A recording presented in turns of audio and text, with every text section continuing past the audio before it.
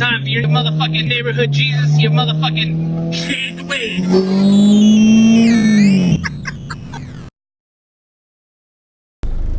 What's good, motherfuckers?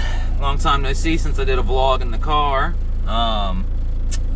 Yup, just out here in the garage. I was taking some pictures of some parts, trying to, ignite that fire in this settling frenzy so we can get some car parts. And honestly, I'm trying to fund a custom PC build, because any of you guys that have been catching the live streams, the Mac is I feel like it's on its last leg, honestly. It's such a POS, man. Fucking dual core with a with a really shitty graphics card. It ain't gonna get you very far. Not for what I'm trying to do. I talked to Matt at ICB today, because any of you guys that have been watching the live streams, I've been live streaming a lot. I've been on the hunt for wheel specs. And it was between a CE28 SL, it was between an Advent RG1 at first, then it was a RGD, which, and you guys don't know, the RGD is technically discontinued and it's replaced by the RGD1 that has the machined lip. I think it's a great looking wheel, I just don't like it for my build. So there's that. And then it was the Desmond Regamaster Evo 2. So I talked to Matt at ICB today, and he confirms that a DC5R spec RSX, what I have fully converted, 17x9 with a 45 offset will fit. It will clear the Brembo, it will clear the rear trailing arm, and it will clear the strut perch in the front when you cut your wheel all the way to the right, like your wheel bowing in. It shouldn't have any contact. He said he's pretty positive, because he said the more aggressive, super stance boy RSX owners, they're using 17x9 with a fucking 18 offset. So if they can run an 18 offset, I should be able to run, a 45 offset, no problem.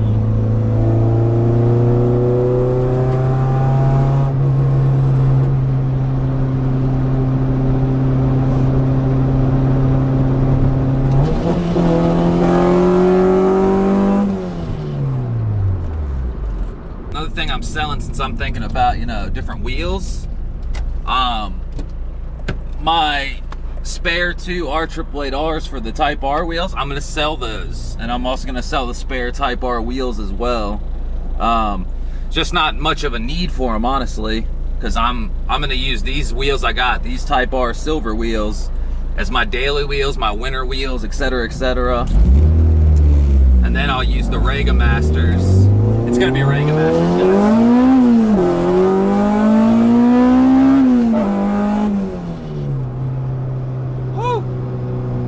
Between white Regamasters or the silver Regamasters. In a nutshell, I think I'm leaning more towards the silver for my build, because a lot of the people you see with blue RSXs, they have white Regamasters, and just to kind of stand out a little bit more and make the build a little more like its own thing, I think silver is going to be the better choice. But yeah, guys, just cranking out, trying to sell some of my music equipment, trying to sell some of my spare car parts. If anyone needs Type S axles, a pair of Type R wheels, a new speed front strut tower bar, if you need an AEM B2 intake, if you need headlights, if you need body parts, if you need shifter cables, if you need throttle cables, if you need sunroof glass, OEM sunroof glass, whatever you need. A fucking hatch, I got OEM hatch with OEM glass. I'm trying to think of anything else off the top of my head. Also, shout out to Neutron Performance, aka CRX, fucking aka Cristo. was talking about some of the other videos and streams. I was talking about Drag Cartel 2.2 endurance cams. He assures me they're shit. They're not worth getting. If you're gonna get an aftermarket cam, you should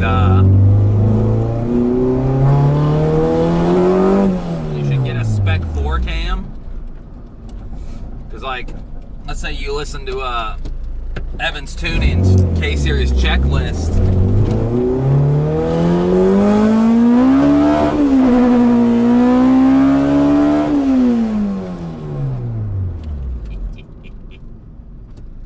God, that's so fun. If you listen to K-Series checklist, Jeff Evans Tuning, he says going with, you know, bigger, higher lift cams, it compromises the timing chain tensioner, which is true. But KCRX, he's building a monster. Frank Swap K20, K24 first gen CRX, which is just gangster. Oh, yeah, that's a nice Mustang.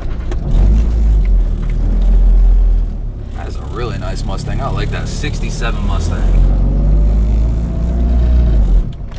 But he assures me that the timing chain tensioner doesn't go out as much as you would think. He says you would swap out and change the timing chain tensioner basically every third oil change. Every 10,000 miles you'd have to buy a new tensioner.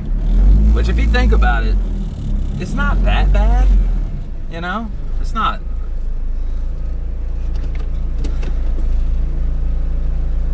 It smells like tar. I thought it was my car at first, but it's not. But yeah, fucking buying a tensioner every 10,000 miles ain't that bad. Dude, don't you even dare.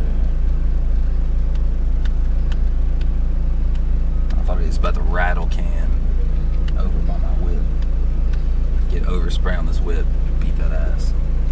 I'm leaning towards the Spec 4 Drag Cartel cams and doing like either a 95 or 105 PSI spring.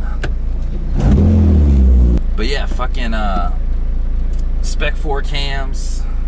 He said that's a Spec 4 cam's gonna give me about 20 horsepower pickup. I mean, shit. And then the 105 PSI spring be good to rev to 10 grand. 4-piston ported oil pump, that'd be nice, so we don't got to worry about oil cavitation all the way up to 11,500 RPMs. But that's later down the road. I want to see what the car makes, stock block, stock head, you know, stuff like that.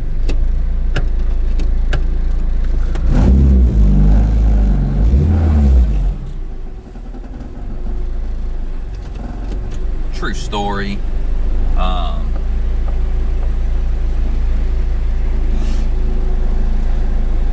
But yeah, fucking, you know, stuff's just been going kind of slow. You know, it's winter time. We're getting some decent weather here and there. Other projects, we're definitely gonna fix up the rear wiper nozzle on the roof. We're gonna take that out, patch it up and weld it, sand it down, and patch up the sunroof. Still working out the logistics of that. I think we can stitch weld it, you know, like just stitch weld it and probably not have to use virtually any filler. I don't think we'd have to, honestly, but you know, it'd have to be stitch welded, not fucking, you know, not like every inch put a weld. I'm talking like stitch weld that shit, you know. But that's doable. Fucking still need to get the veil side patched up, and I want to get my buddy to do a titanium B pipe for it to save so much weight, save about 15 pounds probably, just off the fucking B pipe. Because I know the Jay's Racing pipe, it's made out of 1mm titanium tubing, and that fucker is light, you know. I'd almost, if it wasn't an arm and a leg, I would just buy the Jay's Racing, you know. But you know, Jay's Racing is remanufactured Taiwanese bling, just, you know, apparently to some people. That's pretty fucking hilarious. I've never heard such bullshit. Remanufactured Taiwanese bling. Well, you got the bling right. It's got the bling status, you know. But Taiwanese, I don't know about that. Anyways, Let's see what else. Basically shedding some skin, guys, you know, like I got some of my music equipment up for sale. I'm not selling all of it. What the fuck? Get out of here, bud. Get the fuck out of here. There you go. Be gone. Oh, Natty Dread. But yeah, selling some of my rare effects pedals, selling my reel-to-reel machine, selling my 4-track tape machine, selling some guitars. Well, a guitar. See what else. You know, just odds and ends I've collected over the years that are basically just piling up, just collecting dust. I don't use them. I got my main rig, you know, just a Mackie 16 channel VLZ3 and, you know, my audio converter boxes and my computer and my pedal board and my electronic drum set, and I'm good, you know? Good to go. So that's what it comes down to, you know. Minimalism in a music environment, it's always going to get you further than this extensive, you know, you go into a studio and there's all these amps and there's all these pedals and there's all these like racks and stuff like that and 20 drum kits to choose from. It stifles the creative process, you know. You're so much more creative when you just got like a couple pedals and like a 4-track or a mixer and like a tape machine or whatever, you know. So that's kind of where I'm at with that, and just waiting for the shop to open up. I don't know if I'm gonna end up working there, trying to find a job somewhere else, or if I want to, you know, get iCar certified for painting or, you know, body work. I don't fucking know, you know. I feel like being a body man would be a big asset, because body work, true body work, is kind of like a dying art, which is, you know, a great field to get into because then there's not much competition, but it is an artwork and you have to really, you know, hone in your skills, you know. But yeah, just getting the car ready, you know, for warm weather, thinking about, you know, I've been thinking a lot about what wheel, I've been thinking about, you know, what spec, I've been thinking about what we want to do to the car. We've been thinking about so many things. That is a nice Mustang. I like that thing. That thing's fire. Yeah, go right the fuck ahead, buddy. What the fuck are you looking at? Cut me off then, glance. Sick, brother. Oh, another thing, the first gear pop-out thing, I don't know what the hell's causing that, because I noticed it's when you're clutching in, and then, like, let's say I, like, check it and go to a fucking, like, first gear multiple times. Basically, in a nutshell, it only happens the first time when you clutch in.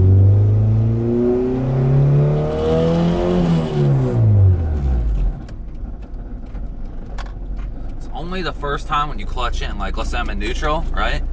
So then I clutch in, and it kind of doesn't want to go in there, but then when I go back to neutral, back to first, it feels fine.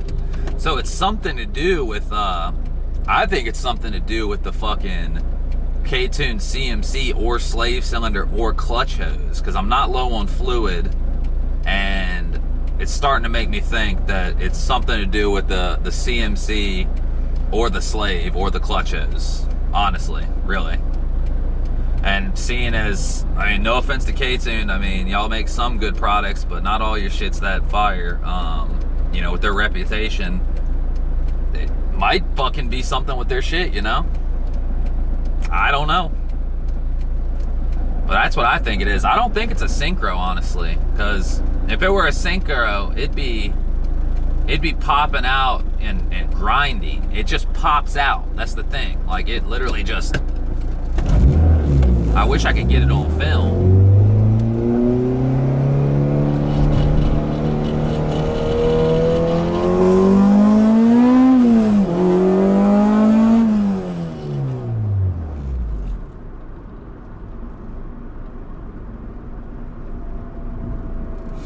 But yeah, guys, fucking a lot more to come this year, man. Like, we're only first 2 months into the year, and I'm already kind of getting the epiphany spark, you know, just like fucking trying to figure out what the hell I want to do, trying to figure out how we're gonna do it, when it's gonna happen, how we're gonna get there.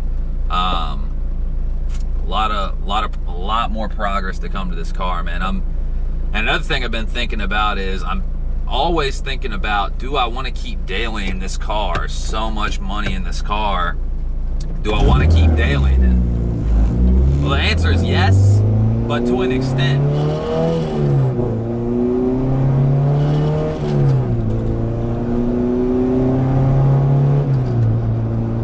Like, let's say we go to BFI and we get tuned and like we only make like 230 or something like that. If we only make 230, I'm fully building this car into a race car. I'm just taking it off the road. I'm gonna do the most aggressive cam. I'm gonna do a fucking Frank swap. I'm gonna fucking do God knows what to this car. Just fucking spec it out, start cutting metal out of it, making it lighter, and basically I'll just buy another daily or something. Or at the exact same time, if it only makes 230, I might just say fuck it and this is my daily, you know? Like, and then buy another DC5 or a EK9 or a EG or whatever, and then just make a race car on the side. But yeah, I just don't know.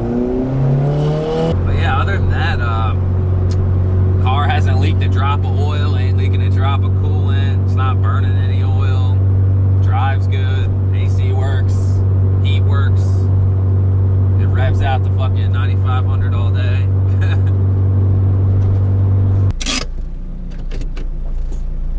True motherfucking story. Still rocking the 3100 launch control. Still for dailying every day. I have the rev limit set to fucking 9100. If I am going out for a joyride or something like that and I know I want to get on it and rip it, I do occasionally throw it on 9500 just because I know I can. I don't keep it on every day because the car is untuned. I don't know what the AFRs are, you know, reaching at that high RPM, because at high RPM, high load, you don't want to lean the car out, and the further and further we push it without it being untuned is unsafe, you know? So that's kind of why I just keep it around 9 grand, 9100, you know. Still plenty, you know? But yeah, that's about it for the vlog, the drive-in vlog. Chit chat, talkie. Fucking anyone needs two R888Rs, fucking 90% tread left. They were the ones I had in the rear, so they got no, you know, no burnouts, no fucking hooking and booking. They're literally like 90% tread left. They look super good, no cracks, anything like that. I mean, I don't think I've seen a crack on it, and I drove them through the winter, which is kind of like an oxymoron. Yeah, they're 215, 45, 17, R17. So any of you guys need that spec, need two R888Rs.